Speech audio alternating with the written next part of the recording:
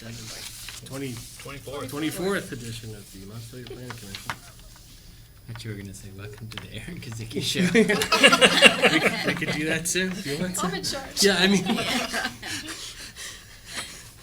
that's nice to know that's how you feel about me. It's like, what's he going to say? First on the agenda is approval of the agenda. So do we need to add between 6 and 7, reviewing historic resources and then economic development? What's our plan there? Or 7? Yeah, we can do either 7 one. just adds. Yeah, I think we should probably, let's, I think that makes sense. So, Just add it to 7. Historic resources implementation and economic development. sure, we'll do the historic resources first, I guess, because we already have it at our disposal.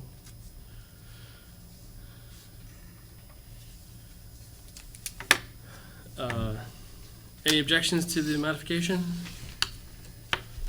No. Approved by unanimous consent.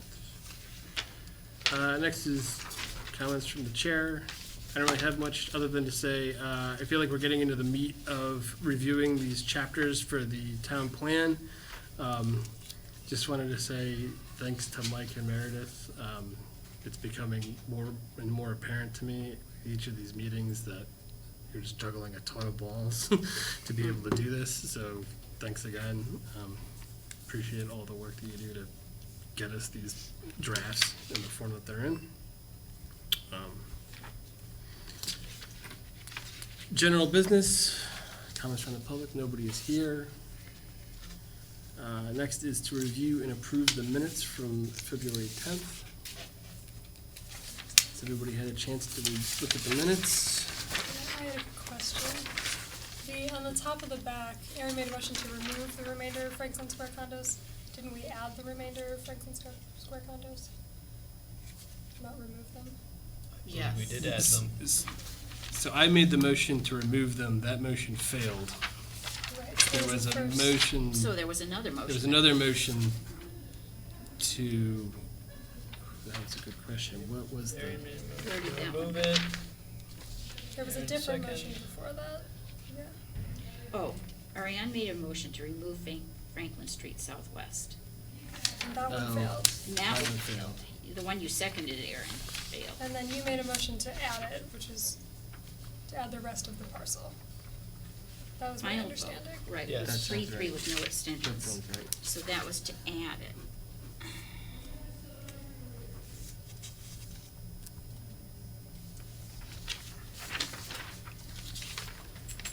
So what's the change to the? So change remove to add Top of the on the second top of page. the back page. And it's the remainder of the Franklin Square condos parcel, just to clarify.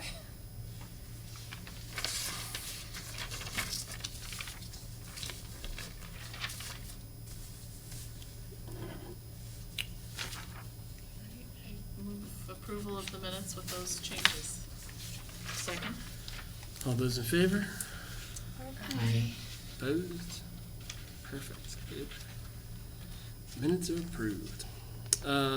Next item is review of additional staff recommendations on the design review regulations.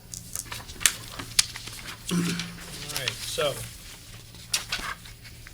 I put together the matrix, most of which you don't have to worry about the ones that are already colored. Those are the ones that we've already made decisions on. But what Meredith and I did after the last meeting was to kind of go through, and we're making those changes into a strikeout copy. We have a couple of minor changes that when we did our final proofread, we found there are rules, for example, that talk about, and this goes a little bit to some of the orange places, that talks about replacing something, but earlier it's exempt. So it's like, oh, you should make sure when you're replacing windows that they're in kind, but then up front there's some rules that say if you're replacing kind, you don't need a permit. So we're kind of like, well, we got an inconsistency that we need to clean up. So there are going to be a couple of minor points along that. It won't change the fundamentals of what was decided, but it may change just a little bit of how some internal working. So we've got a strikeout copy on that. And then if we make changes that are down here below from 13 to 20, then we'll add those to the decision. And most of, or everything that's down here talks a little bit about the map changes to the district. So, for example, probably the easiest one to go through is we had wanted to match our design review to neighborhood boundaries. So one place, for example, was, we've got the area up here on Main Street, which is split in half. Half of it's part of this neighborhood and half of it's part of that neighborhood. What we can do is just to make that its own neighborhood. I mean, we already have 50 neighborhoods. To add one more neighborhood No more.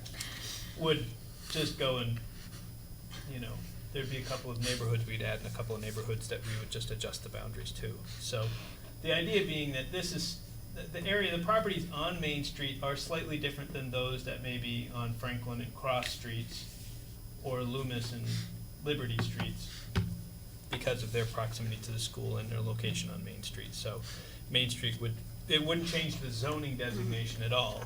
It would just go and create another neighborhood within that zoning district. So it would still match the zoning. It was still, the zoning wouldn't change. We Yeah. would just create another neighborhood with another neighborhood description that would So simply, it's still residential 1500? still residential 1500, yes. Why are we? So that's the 8-2 and 8-3 this year. And so the line will match the neighborhood boundary as it does elsewhere. Is Main Street the line between A3 and A2 right now? Yeah, so right now the neighborhoods are 1 and 2. We would just have 1, 2, 3 in the end. And there were just a couple of these types of changes that we can talk about. Those are kind of some of the little changes. And as I said, it was mostly because we had been looking at trying to having something rational that we can tie and have something defensible. And so if this is where we want the design review line, then we can simply adjust our discussion of it in the zoning by adding another neighborhood, and that cleans that one up. And if people aren't interested in doing that,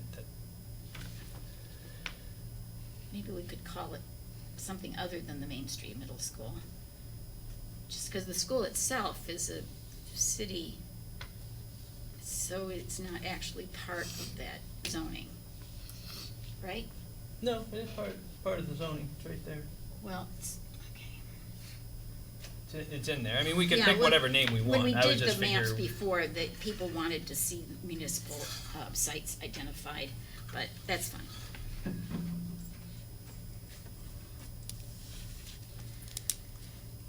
I don't know, if I'm understanding you correctly, it's creating a neighborhood so that our design review makes sense, which it doesn't, It's matching. It's going a little bit backwards at it. Yeah, if Understandably. it's not a true neighborhood, I don't know if that would be convincing to people anyway, but, so it doesn't really move me to. Okay, so if that one, if that doesn't end up going, then we could just go through these and see if any of them make sense for what people might want to go through, and you can give a quick up or down. Does it really do anything to be a neighborhood?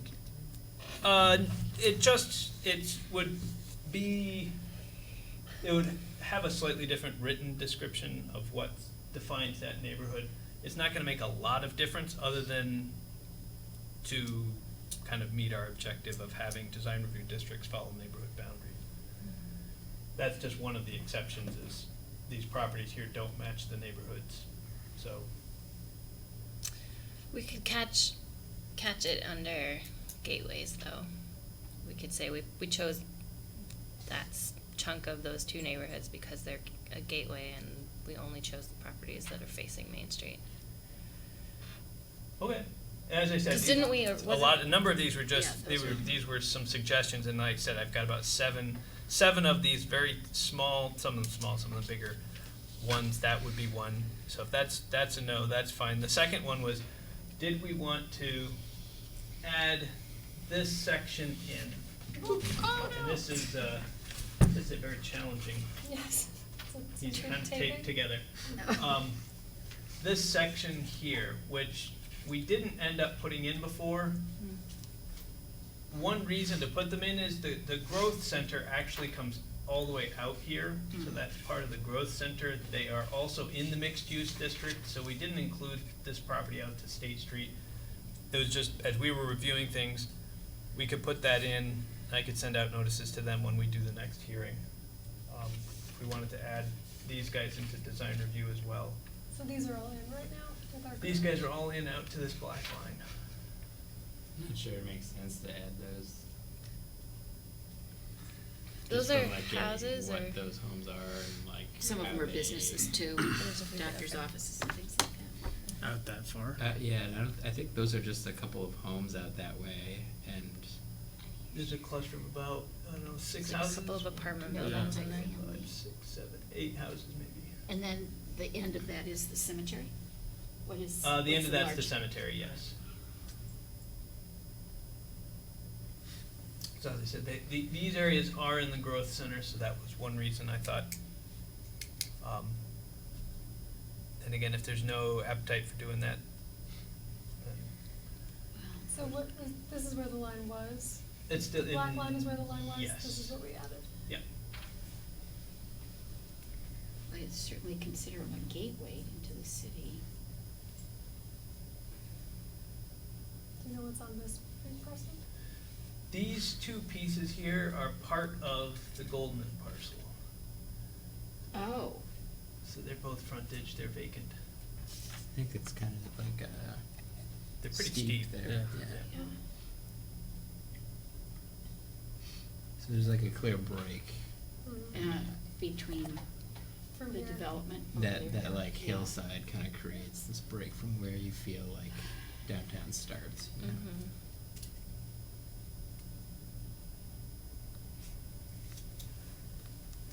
So if there's not much on that one.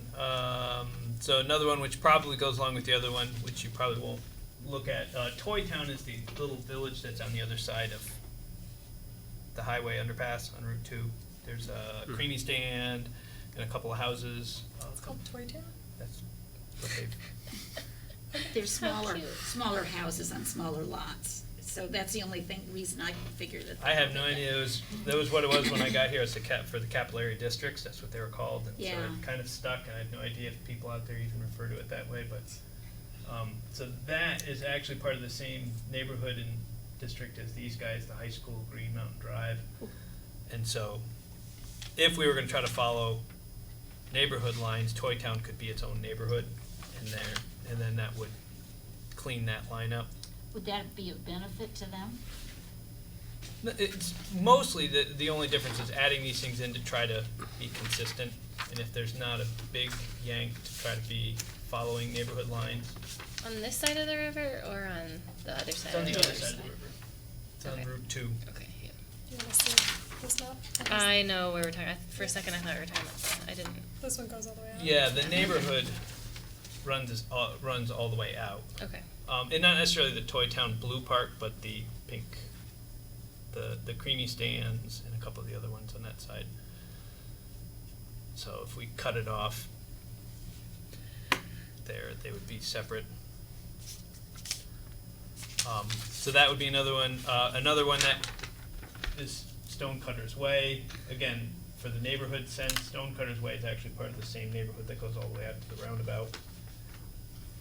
So we could have made Stonecutter's Way. The next one that actually has some change, which would be interesting. Right here on Hubbard Street are two parcels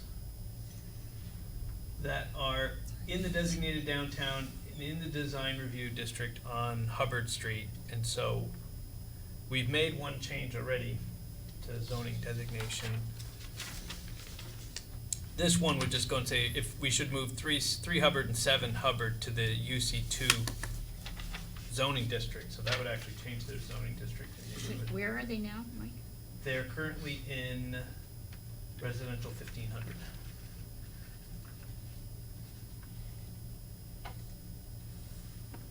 So that was just to kind of clean these two up that you see that are sitting right in here. They're a different color. They're already in the designated downtown. Don't know why. But they're behind Bohemian Bakery, basically. So And it's just two parcels? they're just two parcels that ended up in Literally. Mixed use? mixed, they ended up in residential 1500 instead of the, It's on the eastern side of Harvard? yes. Like toward the east state? Yeah, if you get past Bohemian Bakery, there's like two, might even be a third house there, but the third house is not in the designated downtown. I'm not really sure why. Oh, Oh, so there's The two ones- parcels that are in, and then one here that's out right now? Yeah, Okay. yeah. sorry, can you point those out again, Mike? They're right in here. So you've got, At the end of Hubbard Street? yep, Yeah. Hubbard Street, you got the bakery, and then right behind the bakery are three small houses, Mm-hmm. two of which are in the designated downtown. These guys. So it's just it's just cleaning up where we've got a bunch of things that all seem to be pointing in the same direction. We could shift them to the UC2 district and eliminate another small inconsistency between all of our districts. Do you think there's gonna be a reaction from the owners? I would have to send them a notice. I mean, it's not gonna, it's gonna expand, it's basically an upzoning for them. To Which direction will we residential take? 3? They're already in the designated downtown, they're already in design review. Yep. They just happen to be in residential 1500, so they would just get shifted to be, Residential. considering they're in all the rest of the related pieces, Yeah. that we would just put them in with UC2, which is the same neighborhood Yeah. as the bakery and other pieces. Yeah, okay. But that's less restrictive sort of generally than what they're in right now, you're saying? Yeah, it'd be an upzone. Okay. So maybe to that one. That's fine. Yeah. Oh, yeah.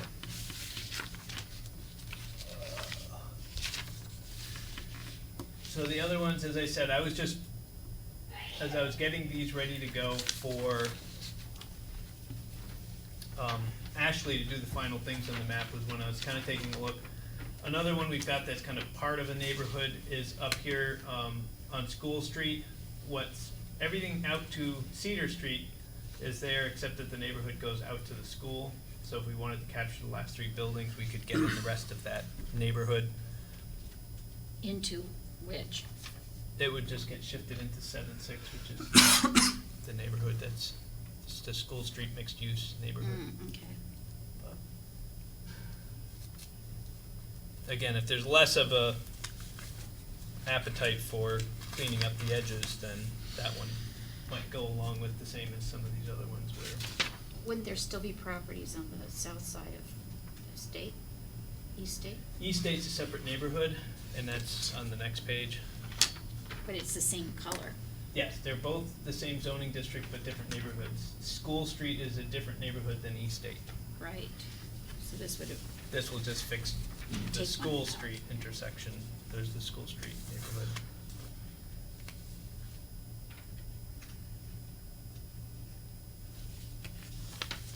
So, just the idea of 13 through 18, and then we'll get to the last one on 20, because 19 is really a summary. So, if the only one that we'll make changes to are 17, had we done 13 through 18, then everything would follow neighborhood boundaries, with the exception of Cliff Street, because of those three parcels that are in the designated downtown, and the big gateway here on Meadow, up to the Meadow, which is a mixed-use district, which is the same neighborhood as Kirby's house. But I wasn't gonna propose to make that change. That can wait till the Historic Preservation Group continues their work on a National Register designation out here in that one. But we'll still have a couple, and that's not a big deal. The last one, which is number 20, just goes through and says, how would we try to solve? There's a lot of jumbling on East State, and a lot of lines that would have to be pushed for East State, because officially, this piece here, which is the old VCFA land that's been sold, is still part of VCFA. And then the college neighborhood actually doesn't stop at the college, it actually goes down the hill to here. So you end up with, how do we, there are just a number of and then 7-3 kind of goes in and out down here, so there would take a lot more line moving to make that get cleaned up. But considering the other ones aren't gonna get changed, it doesn't seem to make a lot of sense to mess around with that. We'll just leave those slightly jumbled, knowing that we will clean them up at some other point, maybe when we're working on maybe we'll make some recommendations when we do the land use plan about making a long-term recommendation of what our thoughts are. Like, all mixed-use districts should be in design review, in which case then we've got a plan that sets out over the next 8 years to look at adding those in. And then we can ask the question of whether this stretch out here that's in mixed use, if these are mostly residential, maybe they should be converted to a residential 6,000 neighborhood or something like that. Maybe it makes more sense that be zoned residential through here rather than zoned mixed use for commercial. But we can talk about in the land use chapter how to clean up whatever inconsistencies are left. We can go back through these 6 or 8 inconsistencies and say we'll fix them later on when we've had a chance to kind of turn things over and do a little bit of planning on the other end. So what makes the most sense right now? Do you want like up or down votes on these things individually, or what do you If think? people feel there's some, it seems like only 17 had any amount of support. If there are others that people think have some merit to make those changes now, we can have a vote to make the change. Maybe the simplest way to do this is there an appetite amongst the group right now? I'll just focus on 13 through 18. 13 through 18, are there any that this group wants to take up to sort of approve? And if so, what are those? Yeah, I guess I would move number 17, add 3 Hubbard and 7 Hubbard to the UC2 district. Yeah. Was that a motion? Yes, that was Okay. my attempt. I tried to move it. Sure. So, I'll second. Okay. Any discussion on it? All in favor? Aye. Carries. It's approved. Any other ones?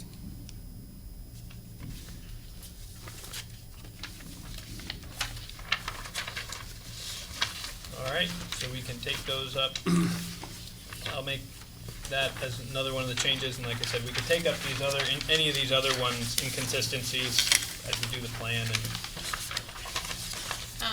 So just so I know a little bit more about neighborhoods, where do we talk about our neighborhoods and when are they, what is it in the city plan? they'll be in the city plan. They're also talked about in the zoning. So within the zoning, we had zoning districts, and every zoning district is broken into neighborhoods. Oh, okay. So that way, there might be a description of a neighborhood that's, although the same zoning district, like, I believe this is the Crossroads neighborhood, we usually call it Gas Station Alley.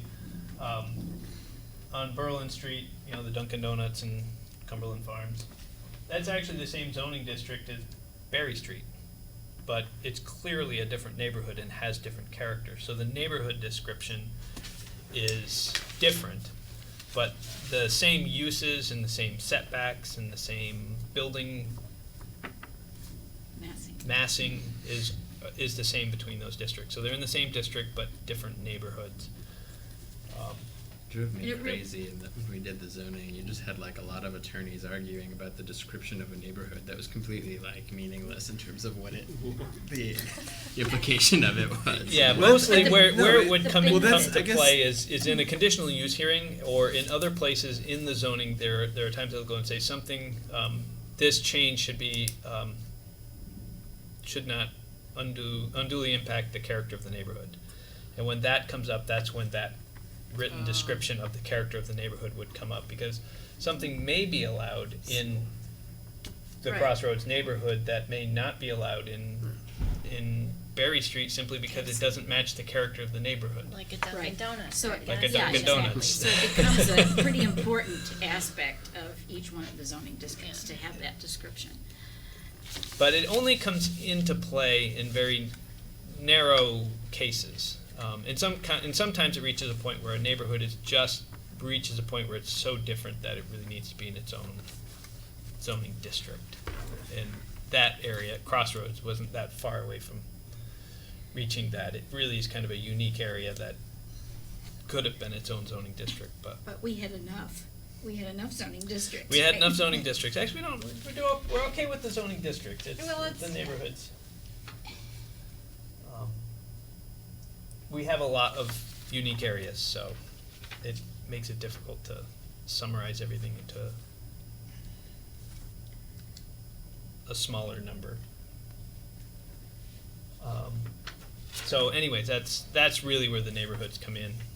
And we did end up, because we have so many zoning districts, once you start breaking those zoning districts into pieces, and some of them are broken by geographic areas too, so it ended up with like 50 neighborhoods. So, Thank you. yeah, and it was a long process for how we got there too, because in some cases we tried to keep the zoning districts, like the area around the meadow. This was all, in the first iteration, one zoning district, and then they tried to write rules that would say, well, if you're on this part of Elm Street, then you can have a commercial use, and if you're not, then, and eventually we were like, especially when it went to the public comment, there was a lot of concern that people were gonna put commercial uses in the meadow, until we finally said, no, let's just make a new zoning district that is in this area. So a number of these places kinda got split. That's how that got split. That's how East State kinda got split off.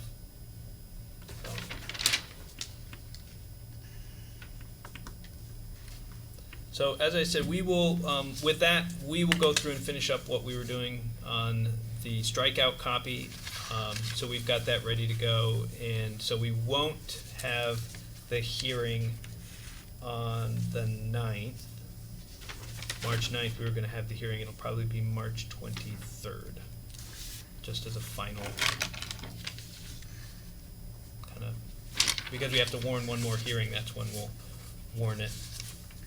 With any changes that we've made. Yeah, and we'll have the strikeout changes, and we'll have the new map, so if anyone in the public or anybody wants to provide comments on the revised version, but most of it should follow what they've already seen.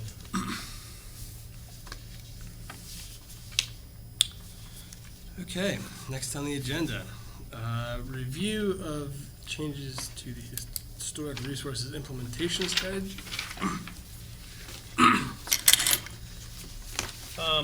So initially, what we had looked at the historic resources before and provided some comments, and we sent it back to the Historic Preservation Commission to take a look at. And one of the things that we wanted to add in was to make sure that they addressed what were their priorities. There was a lot of list of things that they wanted to do, but what were their priorities, what was the cost, and who's going to do it. So I went through and added in some recommendations, and they kind of went back in and started to do a lot more restructuring. So I've kind of left it with as they did it. I don't know if we necessarily need to, as I said, like they numbered their strategies that's, I wasn't gonna worry about taking that out. It's not consistent with how the other ones did it, but we can leave it there. But what they tried to be able to do is to go in and do a couple of things. One was to check that priority cost and who is gonna do it. Also was to try to go through and, I think John had thought about, and a couple people had suggested, not just like the first one there, strategy number 1 on the first page, conduct surveys of historic sites, structures, and districts, including at a minimum 2 of the new activities listed below. So they wanted to go through and add a number. How many of these are we gonna do? So they added in some of those. Does it make sense to organize them so that they're priority high to low? Right now, it seems like I they're think we'll sort go of through when we get sprinkled. them.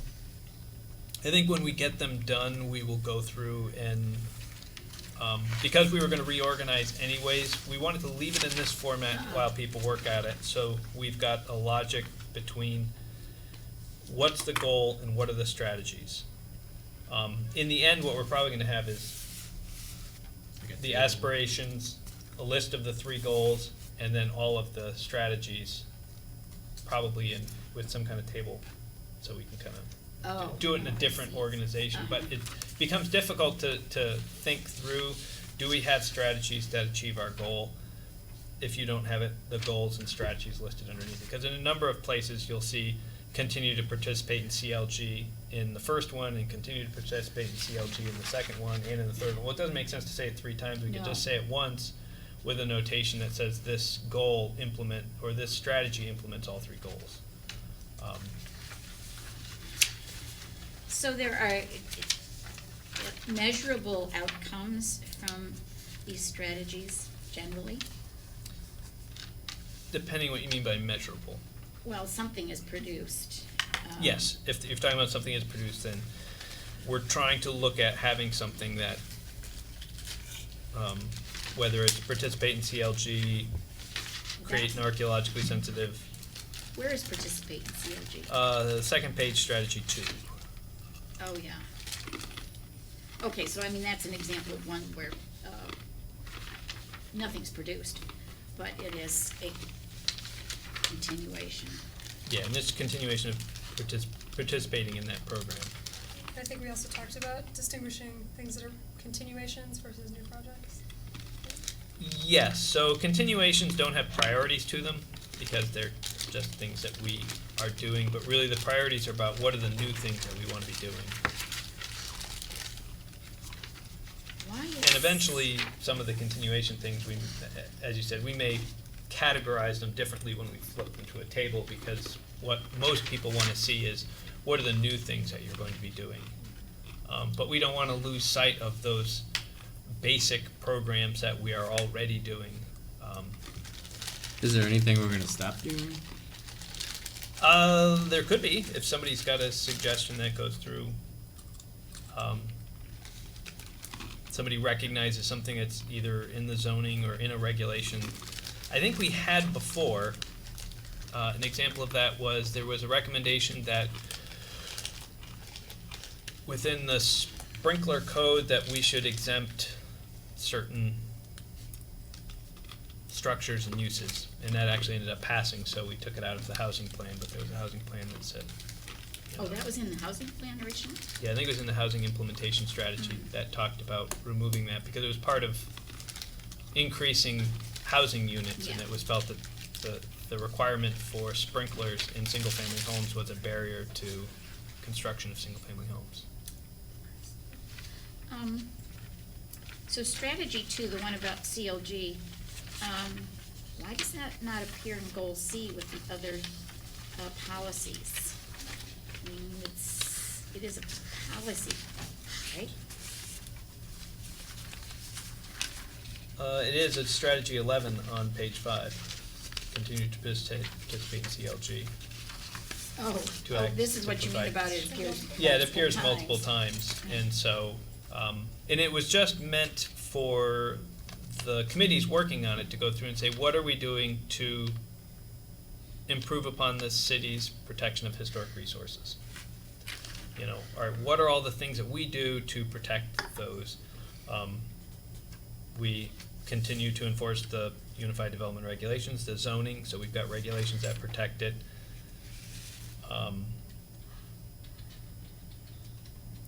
And then there are a couple of ones that would require something new, and the question is, how critical is that? They want to establish a program to identify endangered historic buildings and provide technical support. They've identified that as a low priority with a high cost, so that's going to be one that, will that be something that we actually continue to keep? And it'll be up to you guys to kind of go through and filter some of these and decide, you guys are looking to take a little bit more than you guys can accomplish in 5 years, but they were trying to think about all the things that they would do to,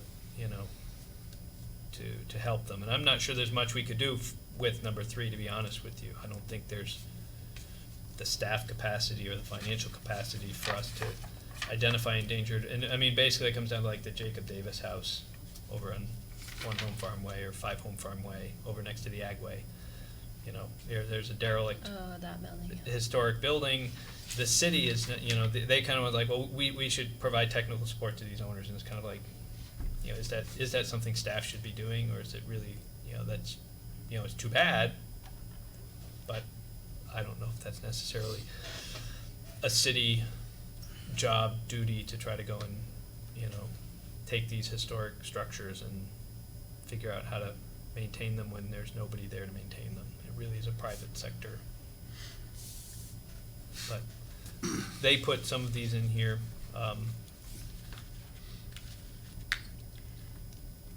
So they're not Couple of necessarily policies. saying that they're going to get these done in the time of the plan. Not necessarily. I mean, and that's a pushback or a question I had for them was, and a little bit of my comment was there's an awful lot of these that are high priorities in each of these. I kind of would prefer to see something that is, these are the things we're definitely going to work on, and they're going to be my high priorities. We really want to do these 3 things in the next 8 years, and those are going to be our high priorities. And, maybe some of these get chunked out, like identifying endangered historic buildings just gets dropped because it's not likely to be on that 8-year list when you're also looking at doing historic district nomination for the Meadow.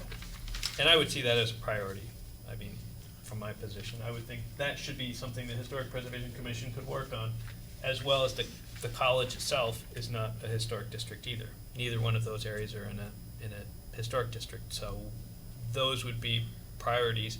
That could take as much as 2 years to get through that, and another year to get through that. I mean, those can take 2 or 3 years just to get through that process. And then a number of policies and some other things they can do relatively quickly. Some of the policy ones I don't think are bad ideas. Adopting a policy to require the maintenance of the city-owned historic buildings consistent with the Secretary of Interior standards. That's not something that takes a lot of time to do.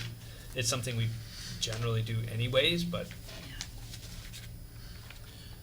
that's... So it's going to be interesting to see how you put this in the table, because each one of these has quite a bit of descriptive to it. Are you thinking of using some shorthand or something? Yeah, we'll have to come up with... My goal at this point is to kind of come up with what are the things that the strategies are. We'll get that, and then we'll figure out how to best tell that story or to explain that to people. I'm just trying a little bit not to mix those two to get into, trying to do 2 things at the same time. If we know there's a policy we want to remove or a strategy we don't want to remove, I think the aspiration they have is good. I think the goals they have are good. I think their strategies are probably a little bit on the over-ambitious side. But I don't know how much we would like to go through, and So they end up with just one aspiration. it's just one aspiration, yeah, that kind of covers all 3 goals.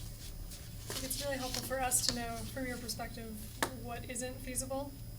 Because that's the stuff that, to me, that's what easily falls out. If it's not something that's ever gonna happen, staff's not gonna have capacity for it. And they can't do it on their own. It's helpful for me to know what those things are. And that's to me the easiest layer of how we cut this down. That's the first layer of Yeah, cuts. so I would say, so improving the understanding Where are you? on the first page. So the first goal is just to improve knowing things, learning what we can about our historic resources. So conducting the surveys of historic structures would be a priority. I think that one stays. They want to do at least 2 of these, and they have a list of them. I'm fine with that, with the list, because it's really just a bunch of ideas, and you sometimes don't know what's going to jump out at you, what opportunities present themselves, what things. So I'm okay with that. Continue CLG is good. I would see this number 3 was one that I think we had questions with before when it came up, and they keep trying to work it back in, is to identify and incorporate archaeological and historically significant areas and contexts into the listings. I'm still not sure that's really a strategy. Why? It seems like it's part of something else. So granite industry, tenement, housing clusters, Civil War hospital, Capitol complex. So the entire Capitol complex is in our National Register district. We already have a National Register district. The Capitol complex is already in it. They want to make sure that that description within basically what was happening in the first strategy, that it reflects these ideas. I don't know if that needs to be a strategy as a standalone strategy. I think it's just part of when you're doing these national registers and these state registers that you're going to reflect these contexts. And so 3 was one that I still struggled to get out of them. It's like, it's not really a separate strategy. It's just like maybe a level of detail for this that we're going in too far here. Yeah, it might be an action step on how you would implement a strategy. It's something that might fit on their work plan of how they're doing this, but not. Yeah, so that would be one. I would probably flag, if I were flagging that one. A survey of the key scenic resources and conduct a viewshed analysis. That one actually, I think we discussed briefly. I think that actually is a high priority. I would actually keep that one in, because we've talked about if we want to protect the State House dome, or if we want to have protect it in our regulations, we need to have a study that goes through and says these are the scenic resources, and these are the these are the view sheds that we want to protect. Otherwise, it's just what they're trying to do in the design review is not going to work. And the word consultant, whatever that, so I appreciate that they're saying their commission and planning department staff, so they know, okay, this isn't something we can do on our own. This one also says, and a consultant, which to me flags they're gonna need money to do this. So it's And the helpful cost to- is, it's yeah, helpful and to cost know. is, cost is medium, which is Yeah. why they'd have to hire a consultant. It's not something we're doing, but it is something we'd have to administer. Planning the commission other- staff would have to work on a consultant. Sorry to interrupt the process that I've set us on, but, so the other piece of that to me is, if we know approximately how much money each of these things are gonna cost, is there a specific budget that's devoted to these things so we can decide what fits within that? We haven't, and I think just some of it would be, in some cases, they can be looking for grants. So some of it might Right. say it's a medium cost, but hey, we're gonna look for grants, and Right. if we get the grant, then we can do it. If we don't get the grant, we probably won't be able to do it. And some of that, again, comes back to what staff time we have. So I would probably keep that one. A survey of archaeologically sensitive Yeah. areas, I it's a question low about that. priority. But it would still involve staff if it ever actually happened, right? Everything, there's very, very little, as much as people go and say in here, oh, HPC will do this, it's almost 99% of the time comes back to staff doing it. HPC may be guiding it and making some decisions, but at the end of the day, there's got to be a staff person who writes a grant or administers a grant, or when it's doing National Register districts, it's kind of like who? HPC? No, HPC is probably not doing a National Register district. It's going to be a staff member who's going to write a grant, who's going to hire a contractor, and the HPC may be overseeing that. But at the end of the day, when their committee meetings are over, they're going home, and they're not going to do any work until they come back. My guys. Yeah, I mean, I guess going back to Stephanie's point, I would personally find it helpful to have that like written in somewhere, like we would do this if we get a grant. Yeah, sort I would of, too. because otherwise, yeah, I would read this and think like, oh, is this coming out of the city budget? And I think there's So knowing the funding source. yeah, or And if there knowing isn't like one, but they would need to get one, that's fine too. right, and it also I think helps if you're looking at it 5 years later, like, oh, we didn't do this because we didn't get a grant. Right. So maybe it's still a priority, we just still need Right. funding.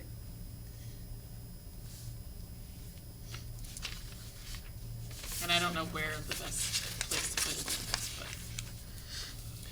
but It could be another line that we add in there. Again, we're kind of making this, we've got the priority cost and who, it could be funding source, could be in there. And if it just says grant, then people know that it would be something. But some Yeah. grants are 80-20, it's just trying to keep it a little bit simpler, but we could certainly look at that. yeah, I mean, right, you may not be covering the whole cost, but at least it indicates that. So just quickly kind of working through archaeologically sensitive areas, I mean, it's not a critical thing for Montpelier, that may be more critical in other places. It would be nice to have at some point. It helps you out if you're looking at Act 250, these other things, because if you have an archaeologically sensitive area, then you can have that mapped and identified. I wouldn't probably keep that one in.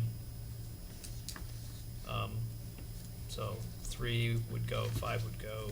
Compile oral histories, that was just a suggestion I made. That one doesn't, I don't see anything that's as critical here that we would have to, I don't see a critical need for that. Right, yeah. It's one that when I worked in Franklin County, it was one that a lot of communities were trying to do because they had a large number of older residents who had lived their entire lives in Fairfield and Sheldon, and they wanted to be able to capture the stories of people who had lived through the Depression, literally, and were now in their 90s, and what was it like to see Fairfield change from 1930 through 2000.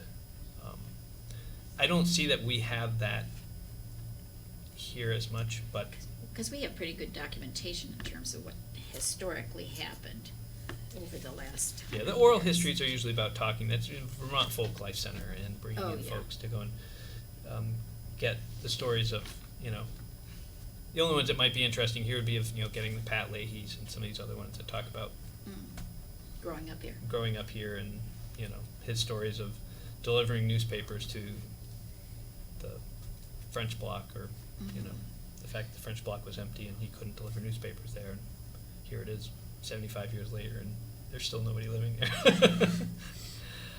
Develop a plan for collections and preservation of artifacts. They have it as a low priority, and I don't know how much of an issue this is off the top of my head to know whether it's one that would be, do we have a need that's identified?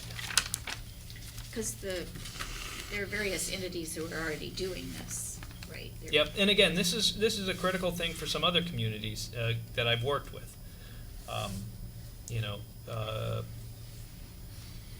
Fairfield, again, they had the Chester A. Arthur site, Oh, and they had stuff in there, and it got broken into, and stuff got stolen, and you're just kind of like, well, that, and other places that had a number of things that they stored, and they just stored them in an attic, and the roof leaked, and they lost all these old documents that weren't properly stored and preserved, and so people started, we really need to go, and a couple of places went and took their old vault from their town clerk's office and used it to store historic items just because it was protected. But again, is that a need that we have when we've got the History Center on State Street and the old Spalding School in Berry City? I mean, we've got a couple places that we Yeah. could store these types of things. Increasing appreciation, I like the coordinate, collaborate, and sponsor educational events. I think that's perfectly fine. I don't think that's something that would be, although they have a couple of them, actually looks like they've got most of these labeled as low priorities. So, and that may be Except for the fine. If first their one. priorities are A, then maybe these are less important. You just have the first Yeah. speaker series that they're going to use the planning department to help. Yep, which is really to educate the design reviews. So that makes sense. They're not looking at doing a lot of those. Develop a historic topics on the city website. That's a high priority. That's fine. That can stay. Education materials for the public. They have that as a high value. Continue to expand partnerships with educational institutions. They have that as a low to medium priority. Again, I don't know how much in relation to all the other things that they're doing.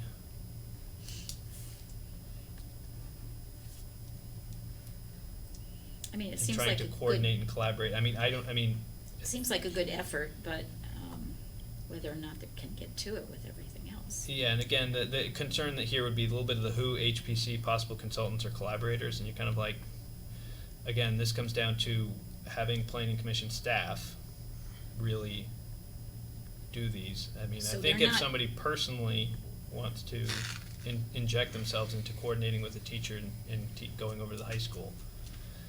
Well, you could hold them to it, that it's the HBC or some consultant that they get, and not your office in that case. I very rarely see that these commissions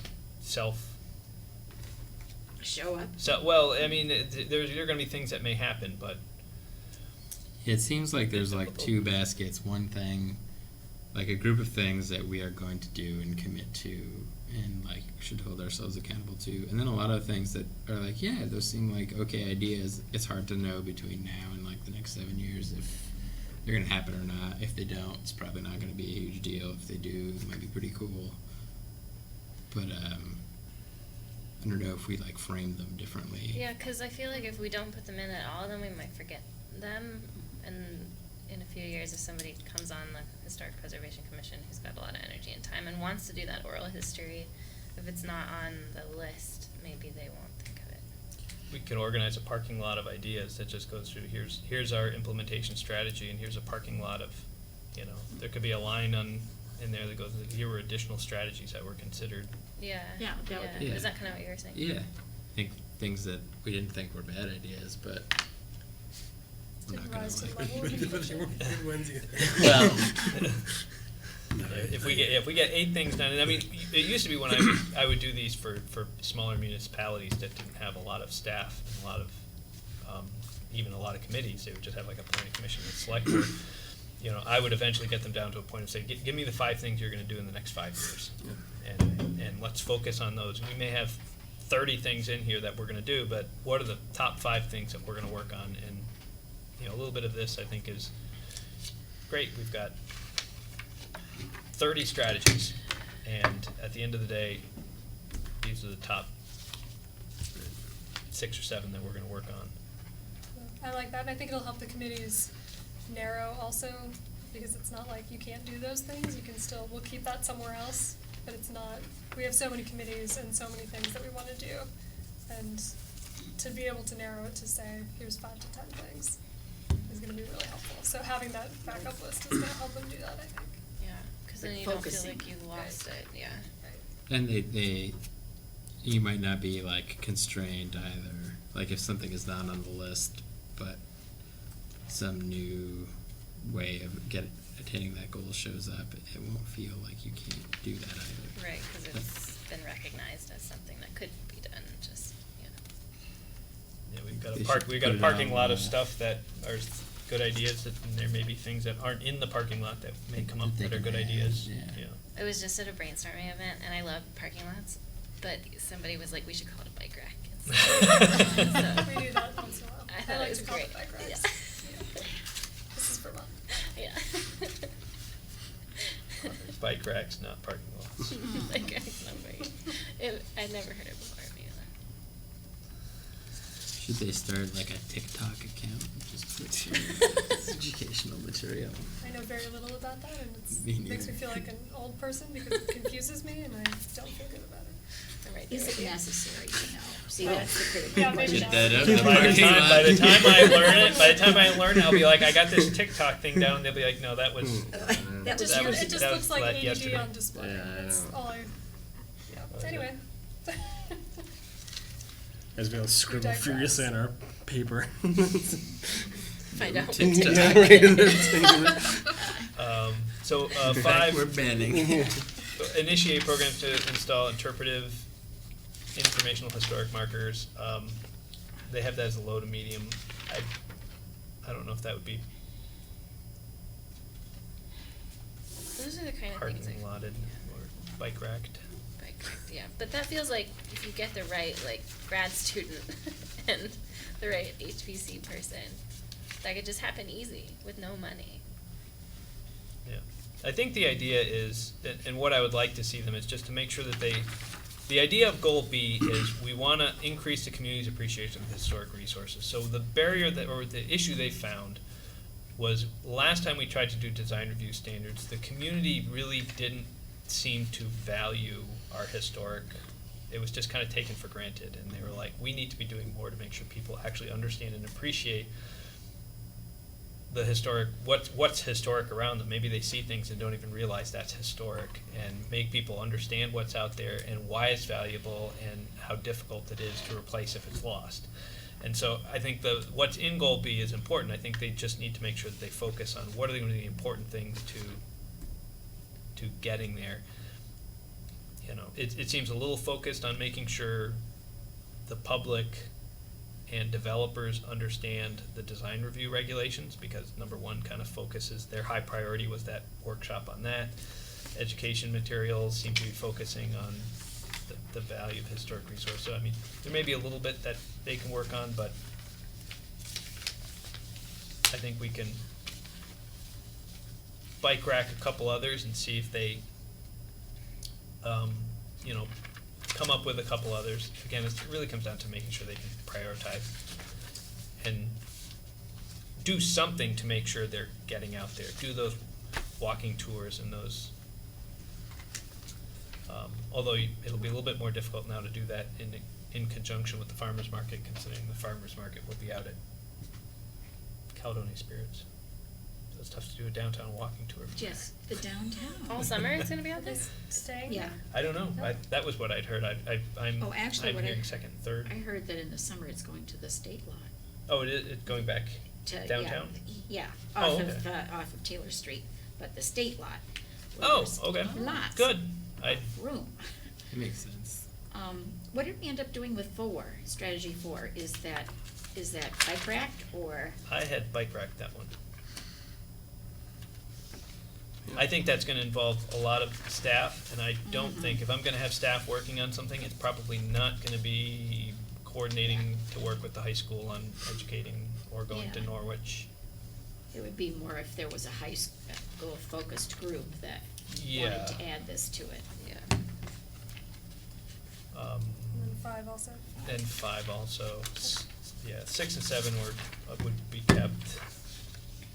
They're continuing. And then 8, create a program to assist with recovery, collection, preservation, and display of historically significant items. I would probably bike rack that one. So which one is that? I'm sorry. 8, top of page 4. One left. We're blazing through these now. Then goal C, continue to improve upon the city's protection of historic resources. These are all the things that we are going to do to actively try to protect our historic resources. Policy of protecting, enhancing, and perpetuating use of the city's historical, archaeological, blah, blah, blah. If you remember in the start of the design review regulations, they had this big policy statement that took up almost the first page. So I kind of told them, like, that's really kind of more of a policy than it is needed in the regulations. It's still in the regulations, but they want to adopt that separately as a policy. So they didn't take it out of the regs. Didn't take it out of the regs. It may eventually come out of the regs. But because it's important to them and it's not a big priority, I would say that could stay or should stay. Adopt the policy on maintaining the city-owned historic buildings. I'll be interested to see what city council kind of thinks of that. I think the only thing missing in there I might ask them to plug in is consistent with the Secretary of Interior standards is there are multiple ways of meeting the interior standards. There's rehabilitation, preservation. Oh, right, it's not specific, is it? Not specific. There are like 4 different categories I hope it's between George Washington slept here and and this is an old building that's got some cool architecture to it. I mean, there's I think 4 different scales. It would be interesting to kind of put in here if we're going to adopt the policy. Well, certainly when we get to the policy stage, there would have to be some designation. But their goal is we should have a policy that says we own a number of our most historic buildings and we should protect them in accordance with these standards. Are we not doing that now? That's sort of what I was wondering too. Well, some of these they want to add in a policy that just adds that to our kind of in the same way the Energy Committee wants a policy on purchase of equipment that are net zero. Right, It's kind of saying how are we going to spend our money, and they would like to have it so we can call the city council to task if they decide to replace these windows without being historically consistent or whatever. Or Then replace they have the ability to come in and say, hey, we have a policy of maintaining our buildings to this historic standard. If you want to do it, you can do whatever the heck you want to. A policy is just a policy. You can ignore a policy. Doesn't have teeth. It doesn't have any No. teeth, but it's a policy. But a policy sets a Standard. that we're all going to talk about this and we're all going to commit to doing this, and Brings everybody's it puts attention. puts it in writing and puts it in a position that says this is how we're going to operate. Mhm. And then if people start violating it, then you start wondering why you have that policy. But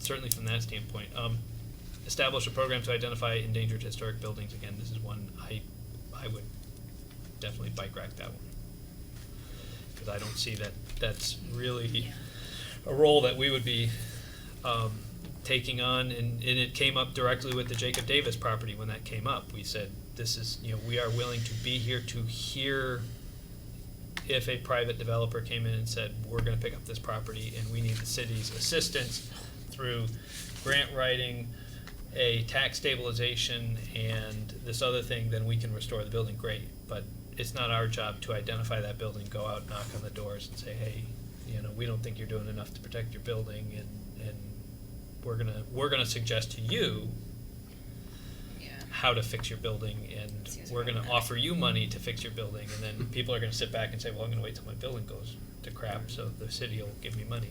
It seems like if the committee labels it as low priority and high cost, we probably don't need to talk about it. Yeah, I was like, if you map them out, anything in that quadrant should just Yeah. go away. Yeah.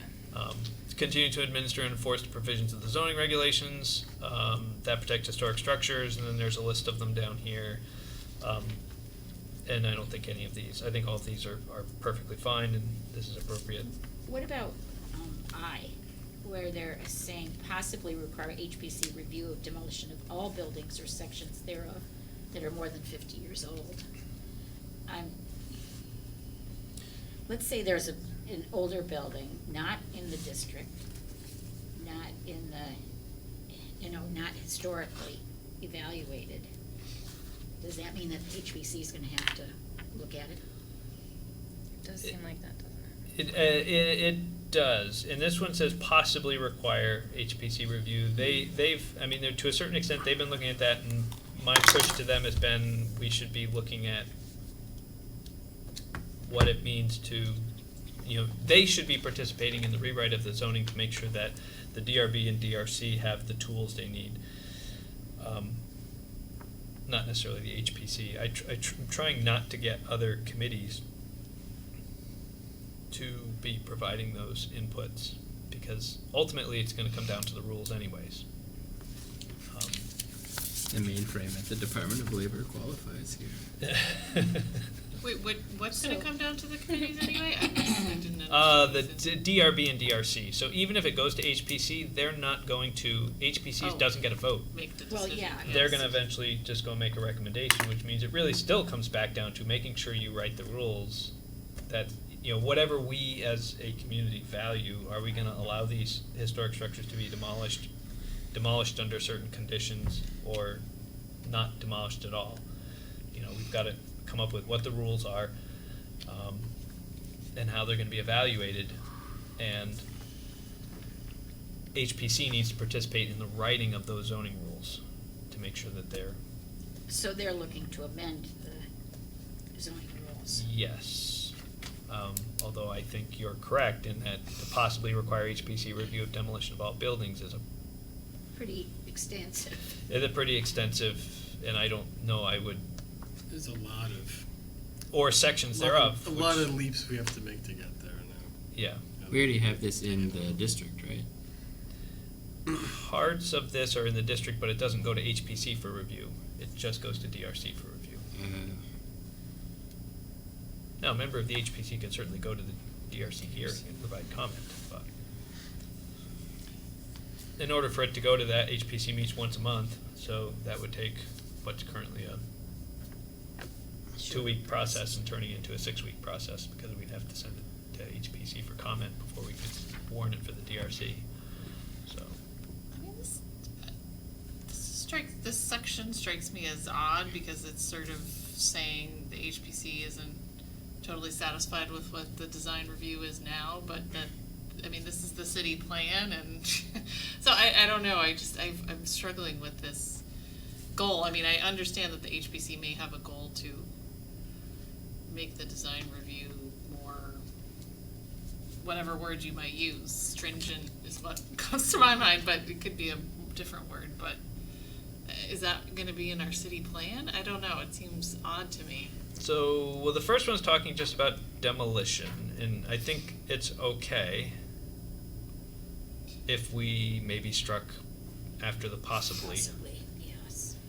We could strike that, and then that one's probably okay. Number 2 is amend the design review boundaries. We just talked about that. That's actually just there because we haven't gotten that adopted yet. So that doesn't need to be there anymore? But then? we didn't necessarily always follow neighborhood boundaries. It says or other justification, Okay. which so I think we're- we had with the That's gateway. Our justifications. Yeah. All right. And we haven't actually, it hasn't gone through city council to get that quote done. I mean, I think by the time we get this adopted, that will probably be done, but I would hope so. yeah, one would hope. Continue the process to amend the city's design review regulations. Those are in the works. With their development of guidelines. With their development of guidelines. Follow up on the archaeological resources study, if conducted, that probably gets bike racked. Because we bike racked the plan. You have to do the plan before you can actually put it in here, so that would get bike racked. Review adaptive reuse standards. That's probably one we could leave in here. I mean, it's more of a possibly a bike rack thing, but it's just review those rules to make sure that they're consistent. They could probably find some time in the 8 years to do that. Explore and amend design review committee procedures to require at least one member to have historic preservation training or education. I think that's a good one. That's actually Does that one they belong should under the keep in Unified there. Development Regulations, though? Yeah, it's part of the DRC. Okay. I would leave that one there. The next strategy, investigate what programs could be instituted to assist projects in single and two-family homes, owner-occupied, that rehabilitate the structures consistent with the Secretary of Interior standards.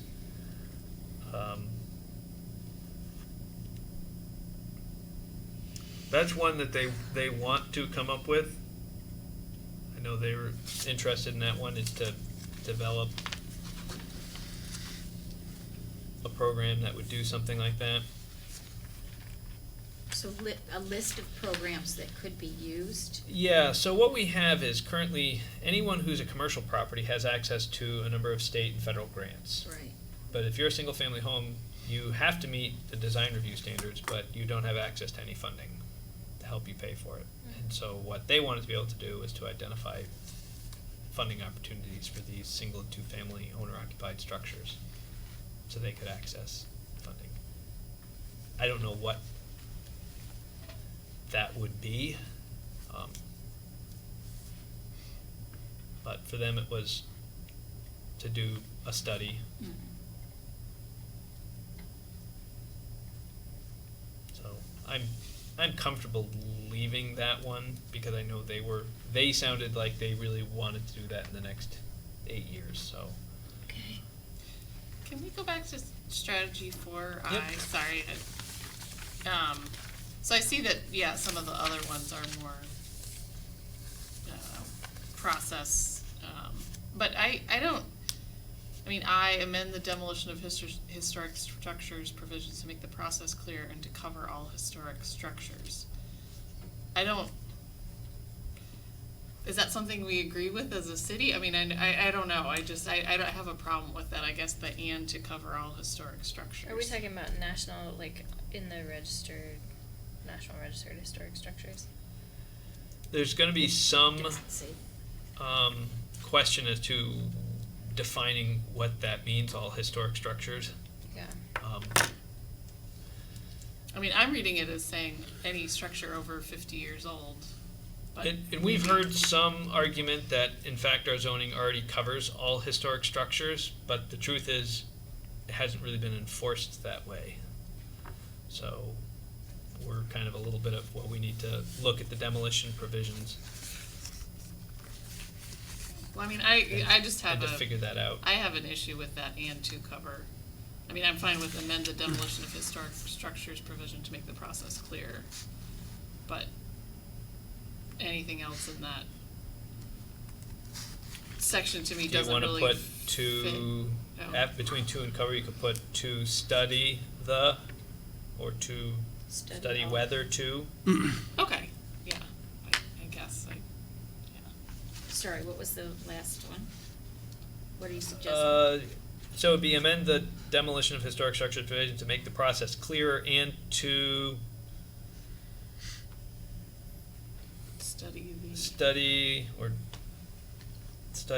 study whether to cover all historic structures. Then it doesn't commit us to doing that, but It's something that they want to do. it may be so- something, I know they want to expand it to include that, but Okay, I'm okay with as that. Thanks somebody for- who enforces rules, it's always difficult to kind of go through and say, okay, where does that line get? Right, is this garage a historic Yeah, structure? is that garage or that shed off the back or whatever on a building that's not in the historic district?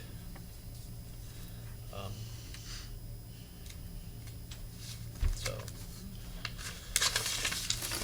So we're at 6? yes, so 6, consultation with HPC, the planning commission will participate in Act 250 and 248 where historic resources may be impacted. That's not really our role, is it? I don't think putting that in there I don't- doesn't. We've talked about this one before. I don't know if I I had, don't think anybody had. Oh, yeah, we talked about this. Yeah, and what did we come up with? I'm firmly opposed to it. Yeah, get it. Get it Oh, out. yeah, I mean, I was thinking- Yeah. Yeah, Don't even fight back I was like, I now. don't remember, I don't remember, and I didn't catch that in my proofread of what they sent back to me. I don't remember committing us to will participate. Yeah, Right. no. I think I had something that was the may participate in Act 250.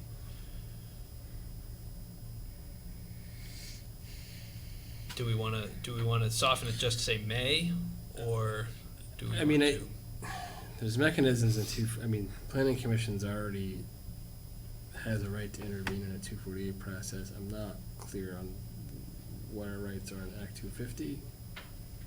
Yeah, we But have the same. But there are same- mechanisms to get in if we want to. I mean, I don't think we have to codify that in the HPC No, because if we histo- do it here, then it's like every committee. Yeah, I don't There's- think, that's what I'm saying, I don't think that it has to be plugged into these specific chapters.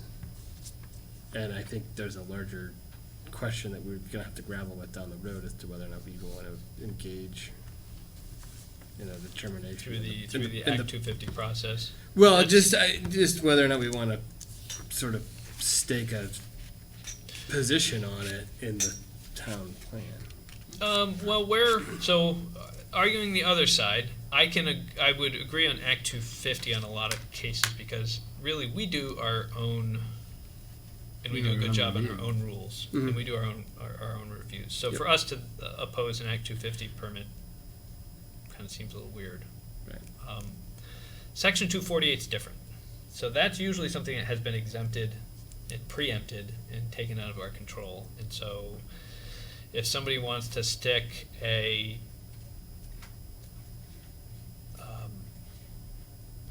cell tower dish on the side of a church steeple or something, and we would not have any opportunity to comment on that because it's part of the telecommunications and it's protected, and The recent changes to 248 allow us to do that now. Those changes in the legislature 2 years ago, and they were largely predicated on increased public participation, and now towns and planning commissions want to say have statutory right to intervene if they want to. so we don't even have a plan that has a certain But I set think, of I think standard. irrespective of what the answer to the, whether or not we have those mechanisms within the 248 and Act 250 context, I don't think we don't need to be making a position here. And I think there's just better places to grapple with that issue, and it's gonna be a big one that I think we're gonna have to discuss with a certain amount of vigor, I guess. Okay. That's just my guess, I don't think it belongs here, and So whether it it's creates problems if it's here. yeah, so whether it's historic preservation, or whether it's water quality, or whether it's whatever, it's Right. these Act 250, Act 248s.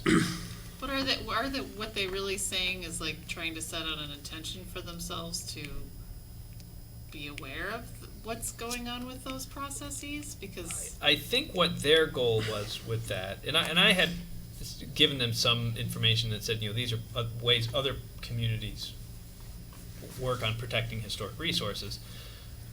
In their case, they don't, as a Historic Preservation Commission, have any standing. We have the standing. So I think what they're reading into this, what they're doing is saying that in these Act 250 permits, we have to consult with them, the HPC, and then we have to participate where archaeological and historic resources are impacted. Isn't So some of basically- their day jobs reviewing historic preservation permits that go before Act 250? For some of They'll them, be there's- aware. Yeah.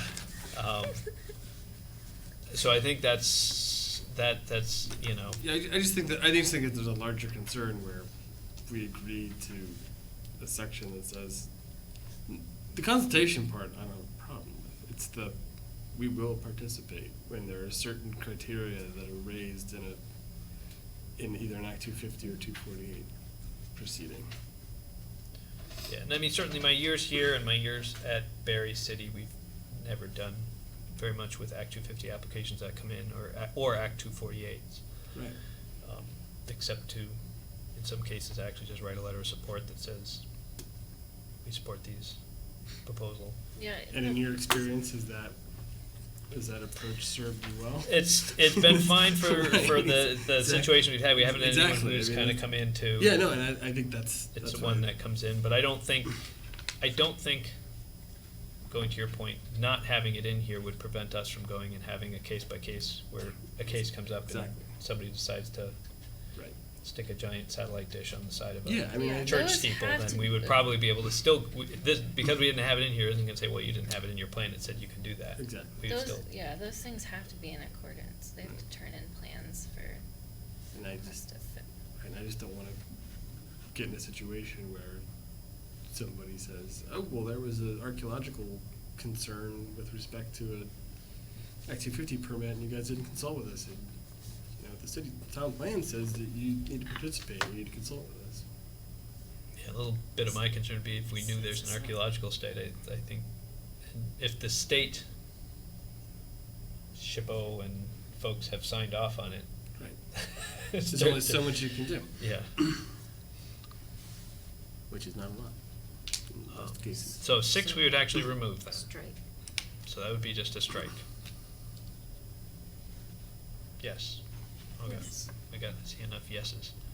7 is another interesting, unique one that they've been pushing for. Again, aren't many of these people already involved in this section? Adopt a 106? policy that says the Historic Yeah. Preservation Commission will be notified of any Section 106 report requests and the need for the city to produce Section 106 reports involved in historic resources in Montpelier, and such notice will be provided as soon as practical after the start of the Section 106 review. I receive very little of these. The irony of the whole thing is I've been telling them I've never received a Section 106 report, and then of course like a week after I say that, we actually get one in the mail. So, well, I now can say I've gotten one in 11 years, other than ones that we've done ourselves as part of the city. But again, my concern, they put this, as you can see, they had this as a high priority, something they feel very strongly about. My concern was most of these Section 106 reports are generally done by the city for stuff that we have to do, because Section 106 reports get popped up because you're doing something in conjunction with a federal grant.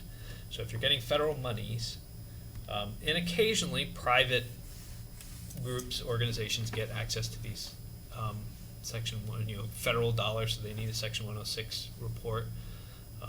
A Down Street, or somebody will get a Brownfields grant. The Brownfields grant's federal money, and therefore they got to do a Section 106 report.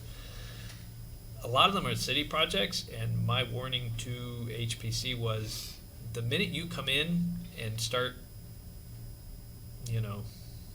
delaying and slowing down and throwing wrenches into gears on a Section 106 report is the day you're going to get a lot of people not very happy with you. So if you want this tool, you better be extremely careful about where you use it, because if you're going to decide to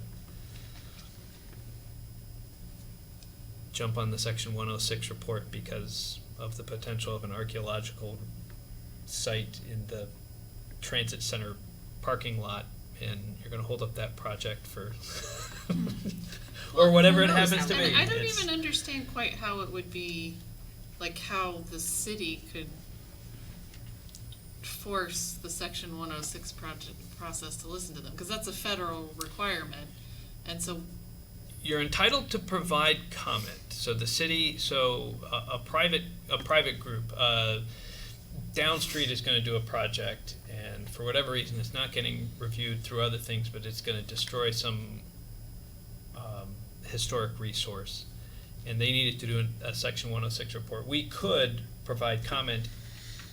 Once the Section 106 report goes, it's supposed to be sent to the municipality for comment, and then all those get sent back to the SHPO and off to the feds. We could write a letter opposing a project because they're not protecting this project will destroy the historic character of the project. So any of the federal funding that comes through my office, we're required to consult with SHPO. So I'm not sure are they looking to have more, like they might disagree with what the SHPO has decided? I mean, isn't SHPO involved in all federal funding? Yeah, they want the local HPC to be able to provide their input to the SHPO for consideration in the determination of that. One more voice. Just Yeah. add One that. more voice, and Tell me if I'm reading this wrong, but this just seems to me like a mechanism for them to get notice so that they can file whatever comments they want to in a timely fashion, right? So I guess if that's correct, do we care? I mean, is that really an onerous Because they're just being notified. Yeah. Well, I think And it's, Go ahead.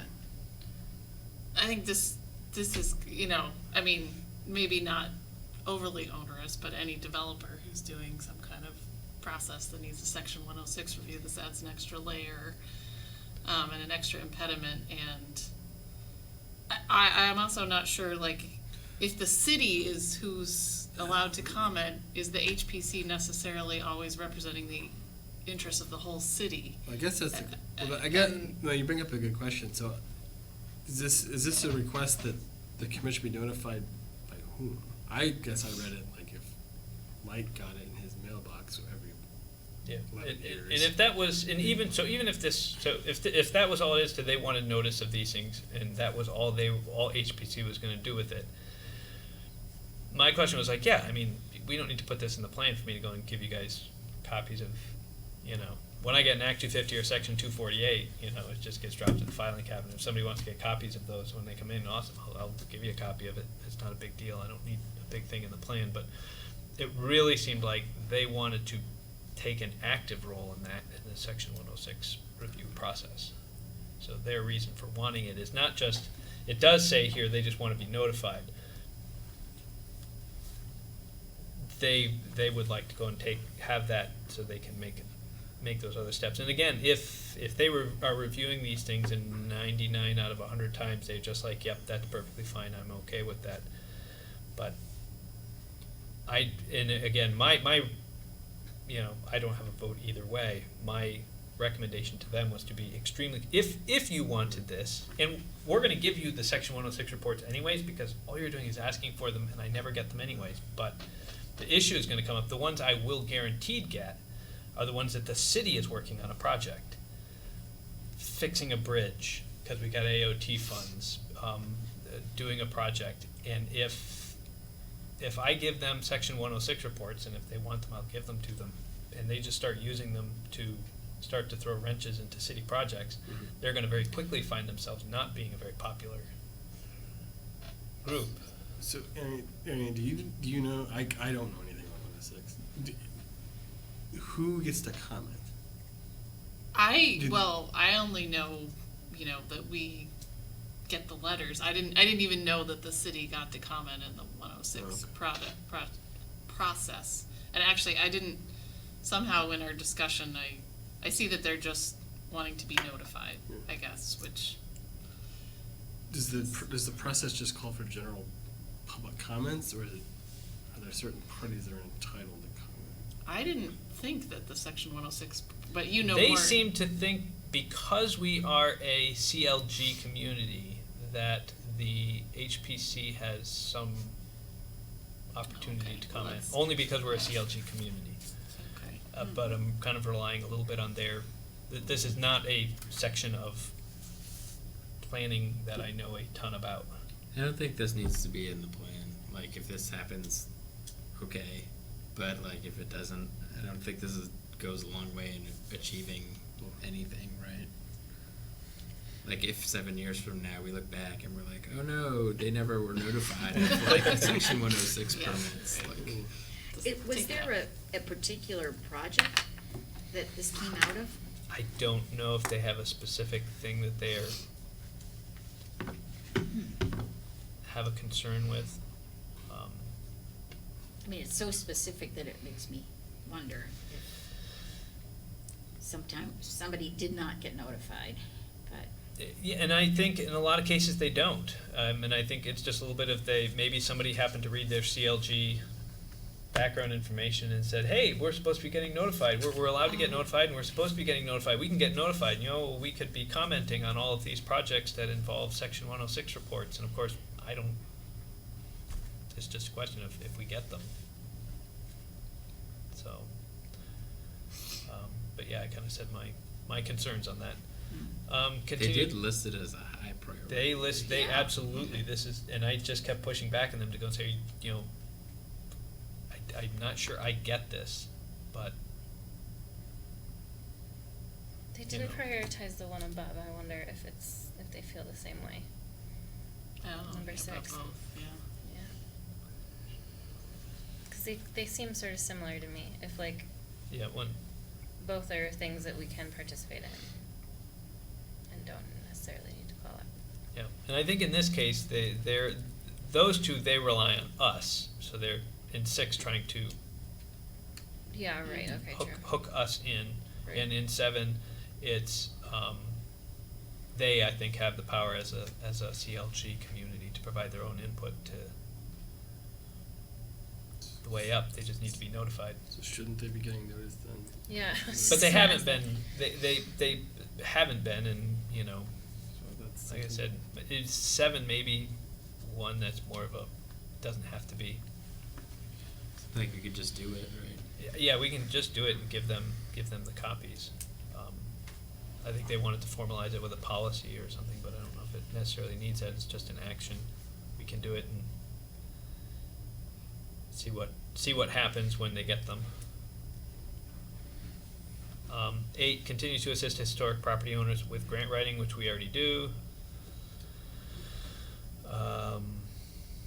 9, they support the land use plan, which we haven't written yet, but at some point we'll highlight the historic context and characters appropriate. So when we get there, They this have a will. lot of faith in us. Yes. Revise the city's agreement with the Capital Complex to administer design review rules in order to clarify the roles and responsibilities of each party. That's interesting that that's a low priority. Yeah, Yeah, was I thinking would the have same thought thing. that would have been a higher Yeah. priority too. But it's one we have tried periodically from year to year to year. We've tried. Right. Gwen tried once. My office tried when I've been there once, and it hasn't been very successful. So we'll see. We keep waiting as administrations change. We go back, see if we can get an agreement. So there are no design review rules right now. In the Capital Complex, Capital Complex regulates their own. Their own, right, but. What we've been trying to get is an agreement that goes through and says that we basically do this anyways. We don't do design review. The way our attorneys and we believe is, the exemption for the Capital Complex is only for design review. So the Capital Complex Committee will review for design, but we review for everything else. The Capital Complex Committee thinks they are Sovereign territory. sovereign and no zoning can apply in the Capital Complex, which that's not what state law says, but that's what they have, an attorney general opinion from 1971 that says they're God and we can't do anything to them. One more year and that opinion can go in the historic register. Pretty close. That's right. And it's so Can't it's demolish it. it's interesting and it's wrong because it was based on the opinion was based on old law that doesn't exist anymore, but it doesn't change the fact that they keep throwing this thing back out. Somebody wrote something on a piece of paper. And they don't have any application forms. They don't have any way of filing. They don't have any way of searching the land records because there are no land records. They don't have any standards with respect to anything. There are no parking standards, no stormwater standards. There's no building height setbacks. The only thing they have are design standards. So we're like, if the only rules you've adopted are design standards, and state law only really says you guys regulate design standards, then you guys do design standards and we'll regulate all the rest. So Mike, tell me how you really feel. Yeah. It's really frustrating to sit in that meeting. Are you With on different- this Capital Commission? No, I'm not on the Capital Complex Committee, but I sat with, 2 different BGS people, and each one of them keeps coming back and saying, no, and I'm like, whatever, this is, you guys don't have any rules, but, so in any event, we still enforce the zoning on everything else, even though officially we don't have their blessing to do so. So we would still like to reach a point where we can get that agreement written. We've got a draft written up. They just don't want to play ball, so fine. Stop me from issuing a zoning permit. And actually, the developers and real estate people actually appreciate it because they have something in the land records that says that this construction was okay. And there are only 8 privately owned buildings there in the Capital Complex. And that's really all we care about. Because we told them we will fully exempt everything that's state-owned. We will do no zoning requirements for the state-owned buildings. Oh, so they are exempt. That was part of the agreement, was we will fully exempt any state-owned properties. Okay. And of the 6 privately owned properties, we will regulate everything that's not design review. they said no. Why are there 8 privately owned Because they buildings? said they regulate everything. Oh, They've got an right. attorney opinion that Something says about we Yeah, can't do it's anything. weird. I So- see. They're kind of in the middle of it, Oh, okay, they're stuck like in on the middle. Baldwin Street. Oh, okay. VNRC building. Yeah, VNR, yeah, we've issued permits for them. The new one? Mhm. We issued permits except for design review. Are they gonna use Just to those spite the properties? state. I think so. So yeah, 11 and 12 are the same. So those were just, So That was a if we put the quick parking lot read-through. in a budget in one category and we put all these, yeah, let's keep doing that, yay, in another category, there aren't really that many things left. It really is just now a top 5 or yeah, 6. it's gonna be a strategies of, these are the things we wanna do that are new and different. These are the things that we're gonna continue to do, and these are the things that we're gonna, parking lot, bike rack as options for Future. We get a future grant and things, or decide. if there happens to be an opportunity that comes along, then So, 2 things. One, what are your next steps gonna be with this? And second, is there anything that you need from us right now that's helpful to you to help do the next thing? if this gets your blessing, if you guys say, hey, this is good with what the decisions we made tonight, I drop this in the basket with housing, which we already finished. I'll make these changes here, or make some notes of it, because what will eventually happen is the decision we just made here to put them into 3 categories, sort by new, continue, and The good bike ideas rack. list. And by priority. Yeah, and so if we do it here, we'll do it for all the other ones, so, but at this point, that's a good suggestions, it's gonna make it work better, and like I said, eventually, when we get to the end, we'll have aspiration goals and then strategies organized in some way all together that we can reference, 'cause I think that will work better than saying the same thing 3 times. So HPC's not gonna see these again? I mean, our modifications? No, nope, that was, no, because They've changed it once? yeah, they've changed it twice. Oh, twice, okay. So we've made changes and kind of said, what do you guys think about this? And so I think at this point, we make these changes, and then when we work to the public hearing process, when we start to compile things and build towards our process, we can, they can come back in and sit out there and, And I think once we have them all lined up, we're gonna look at them again and make Yeah. more changes, once we see them all together. yeah. So we're just saying, okay, shelved for Right now. now, yeah. So Make a for first pass. So Right. for right now, I feel like it might be a good idea if we had something official, sort of, we can get behind with respect to what we just did for the last hour. Is there- Motion to is there- approve as changed? Mike has a motion. Question mark? I don't want to give anyone like the false impression that That's done. it's yeah like I don't that think, this I is don't gonna think, happen, well, I don't, or like something might not change, you know. well, like, we could make a motion. Maybe that's It's the a- motion. Yeah, no, I mean, A just motion to move sort on of, for now? What's- you know, Motion to put it in the basket? Mm. to just, you know, agree to the changes that we discussed. Pending further changes. Well, I mean, you know, I think it's better than just not having anything on the record that we, you know, reviewed these things and agreed to it.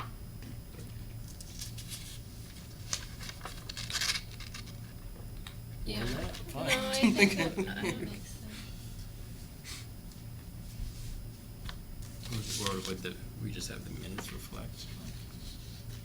The minutes wouldn't reflect anything, because there wasn't, we didn't act on anything. We just went through a document Right. and discussed it. So we won't, but next time we won't look at, we're done looking at this for now. So we might as well say Do we wanna have a motion to categorize the way that we discussed. And then move on to other Say- chapters. Review this one later. We don't have to do a motion. Yeah, I was just gonna try to think of something that, just a motion that said we completed the initial review Yeah, of that's, this, right. and That's fine. that's, A motion to consider initial review complete. Initial review and Second. There we go. Initial review complete is fine. I don't think we need to add the other things, because we've got, I will do those other things. Regardless. Aye. Any Aye. all right, there we go. We don't even need to. Any nays? No. Alright. So we have a little more than 10 minutes left. I don't think we're going to get to the economic development chapter. I'll just give a quick 2 cents of what this is. So there's a little bit up top. It's the city council calls it community prosperity. Can we So, please hand them that sorry. That wasn't the right way to do that. out? All right. So the city council calls it a little bit of community great, prosperity. I was actually working on this with Laura when she was here, and they've since hired and lost another executive director. So Did you even get a chance to work with her? no, I met with her twice. Unfortunately, she seemed like she was going to be a wonderful and great asset, and I'm sorry to see that it didn't work out. But so this is not necessarily complete. You'll see a couple places where it has little questions like, doing benchmarks or a couple of things. But we kind of worked through it, and We have like a plan that was just adopted too, right? Like then this 2 years ago that touches on a lot of those things from the EDSP, Economic Development Strategic Plan. A lot of these things kind of come from that. Laura took a lot of looks at things. She had a plan she was working on. She had a work plan she was working on, or working from, which we kind of took some of those pieces. So this kind of just drops a few of those pieces in. It's laid out as one big aspiration. All those things with the dots, is their single aspiration.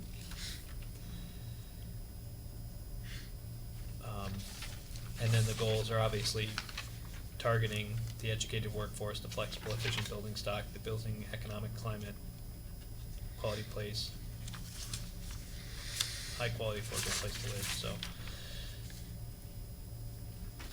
I put that out there because it may not necessarily be as fully developed as the ones that you saw, or having priorities, because there hasn't been anyone to have a priority list with, but it was kind of, we could start thinking and chewing on these things here of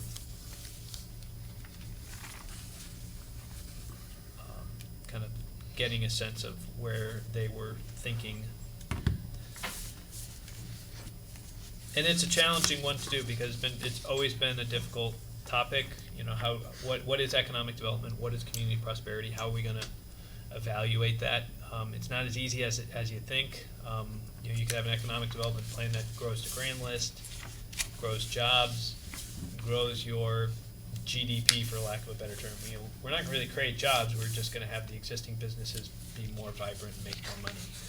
What's your metric? How are we going to measure success? How do we know if we've been successful in our economic development? Is it, we're not going to measure Montpelier's GDP. we're not going to measure our GDP, but you can have that, just that sense, but is it creating more jobs? Is it? Well, they have a benchmark under Gold C. Yes, and that one was based on the, Meals receipts and rooms and meals tax. yep. So this was based on it is based on partly with the EDSP and partly with Laura's plan. And their target was, they were and are receiving $100,000 a year for 5 years. That's what the EDSP laid out, is that we were gonna fund them, and in exchange, they were gonna go and basically be growing our grand list and growing our income, such that 5 years from the starting date, they would be generating $100,000 a year in new revenue. So it would justify continuing to spend $100,000 a year on them, because they're paying for themselves. So that's why these come in here. Hey, we need 20 new establishments. I was looking at jobs. They were looking at establishments. So okay, but they wanted to increase meals and increase the rooms and meals by 42%. And a lot of that was predicated on getting the hotel in. They felt they got the hotel in, they would they could help to coordinate that and be in a position to be able to take advantage of those additional revenues.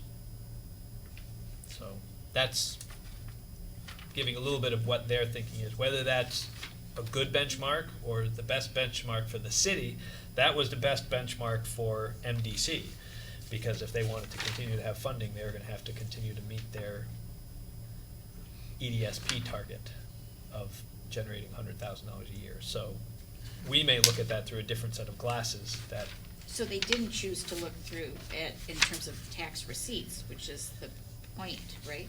well, meals and rooms. No, and- I guess I was thinking property, no, not by property tax though. not by No. property. Isn't that what they're supposed to be doing? Isn't It's that more the measure they difficult. get? It's more difficult to do that because it doesn't change very often. You're only going to capture those for new construction. So Right. yeah, we can catch a Caledonia Spirits, but Yeah. making our downtown more vibrant and better economically won't actually change anything in the grand list because those buildings aren't being bought and sold.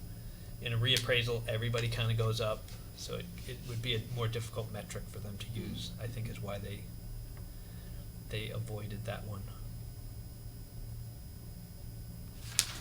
Not to say that it would be bad to keep a track on that over time. Ignite the Fire Loan Program? Yes, so we have we have economic development funds, revolving loan funds. And they were gonna call it the Ignite the Fire Loan. It's really about trying to do gap financing to help local businesses. And it really isn't just, it was gap funding. So gap funding is really looking at, a conventional lender may be willing to loan $100,000 for a project that's gonna cost $130,000.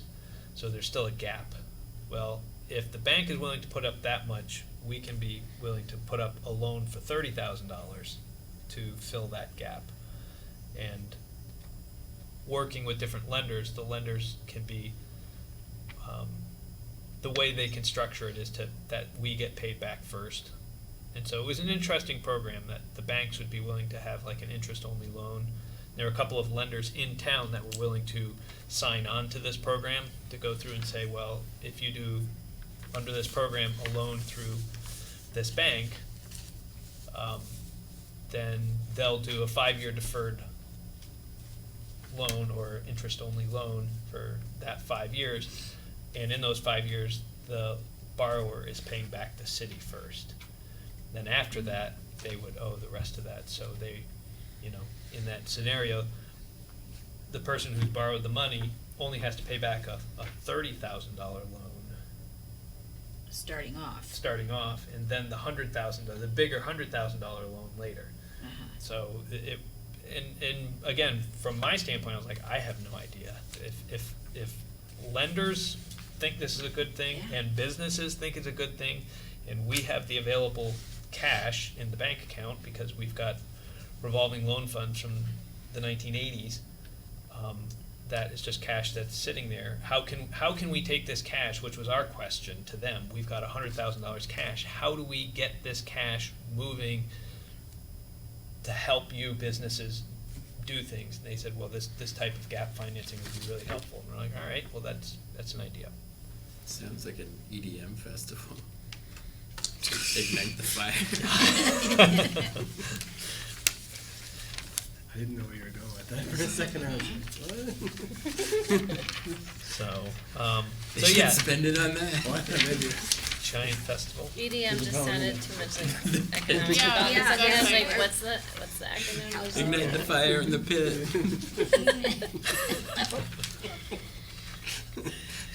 So I feel like we might be at the end of our rope. Yeah. That was there a while ago. So that's you can work on that one.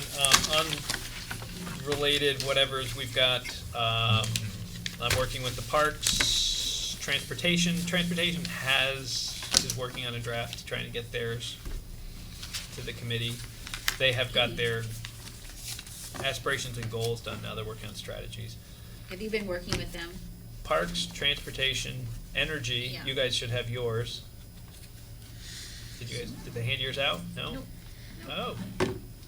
I think there was some aspect that was not quite finished. Oh, okay. Conservation Commission, so what I have, Parks, Conservation Commission, Energy. So I think I've got 4 or 5 of them that are going right now, so, unfortunately, like 3 of them meet the same night. And the same night as RPC, so that was kind of like, seriously?